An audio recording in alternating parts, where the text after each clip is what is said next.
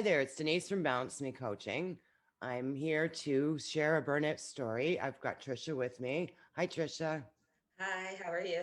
Pretty good. So, can you tell us a little bit about yourself and what you do at the moment? Okay, so I'm currently working as a housing stability worker. So with that, I work with the homeless population, the marginalized population. We assist them in getting homes. We assist them with, getting their mental health care, with if they have court dates or parole. We help them with getting to all their appointments.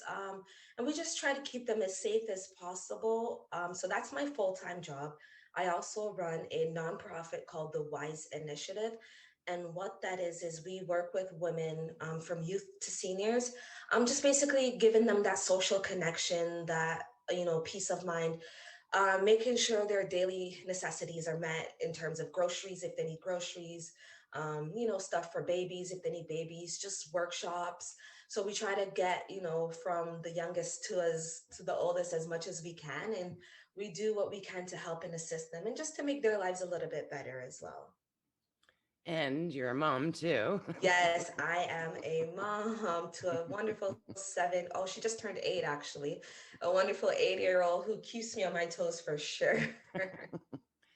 So, that's great work that you're doing. Now, Yes. I understand you went through a bad burnout time.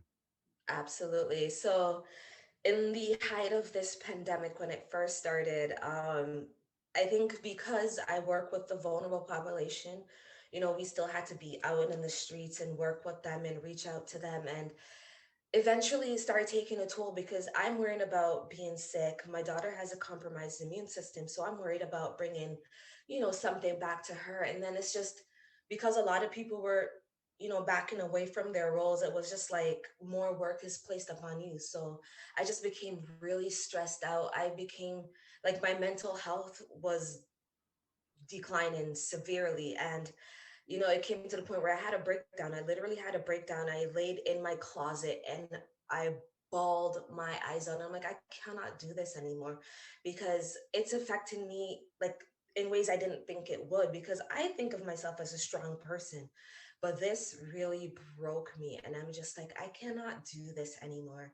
So I had to take a step back. I had to be like, is this worth my mental health? Is this worth affecting how I parent my child? So, I had to be like, I need a leave of absence. I need to take a break. And I've been off work since. I just can't find myself to go back yet. I'm just not there yet. So, a lot of times, women that are in burnout don't realize they're in burnout because you're so overwhelmed and exhausted. What are Yeah. the symptoms that you had when you were in burnout? So I started getting panic attacks a lot more than I normally would have. And they just kept coming back to back to back to back. And I was having anxiety. I couldn't breathe. I couldn't sleep. My insomnia was through the roof. I was just stressed. I was losing weight. And I'm just like, I'm not eating. I'm like, I'm not taking care of myself. I couldn't. And that's how I realized, like, okay, something is wrong. I tried to ignore it, which is bad, as much as I could. But then when it got that severe, I was just like, no, because I don't want to jeopardize my clients as well in terms of their mental health if I make a mistake because I'm not at my best. Absolutely. I guess what steps did you take to help yourself with the burnout? So I think the first thing I did was I called my doctor and I was just like, listen, I need help. So I don't recommend this, but I had stopped taking my anti-anxiety medication. And because I thought, I've been so good over the last couple of years, why do I still need to take it? So I had stopped taking it right before the whole pandemic hit, and I was just like, I'll be okay. So when that started happening, my anxiety was going crazy, my panic attacks were going to, my doctor was like, okay, let's get you back on the meds.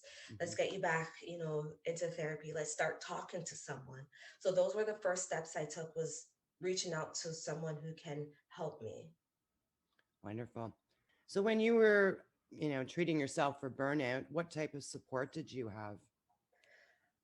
So I live in a city where it's really just me and my daughter. My closest relative is like 2 hours away.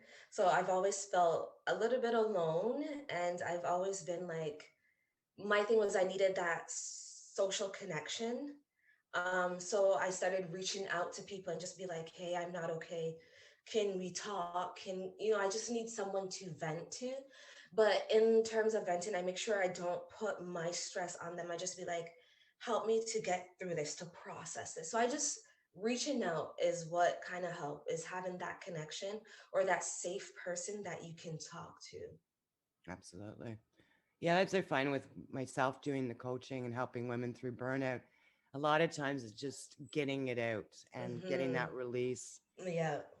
Now, working in the mental health field, it's very hard to protect your own energy.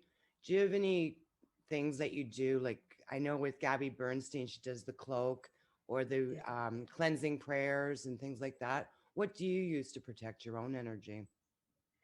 So what I do is I meditate and I pray to the universe to, just give me the strength I need to not take on more energy than I can bear. Hmm. And I started doing Reiki as well. So that kind of just cleanse the energy that whatever it is I am taking in, I don't bring it into my home. So when I get home, I sit in my garage.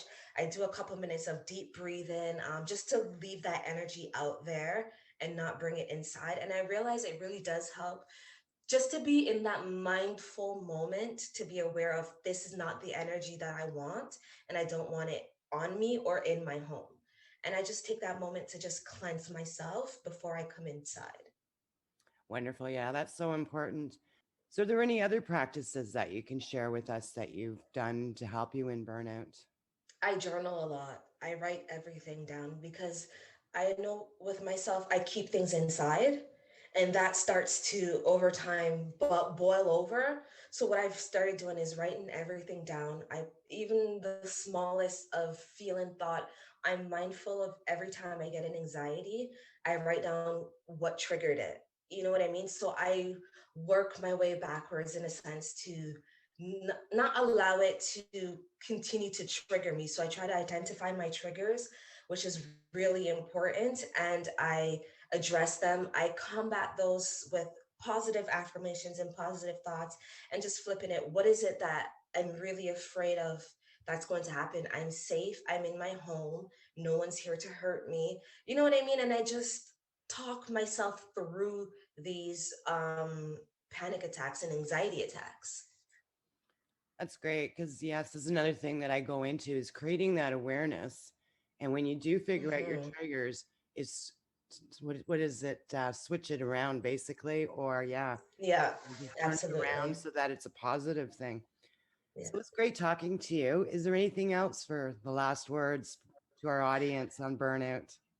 I just want to say listen to your body. Your body knows best. Your body knows when you are not okay.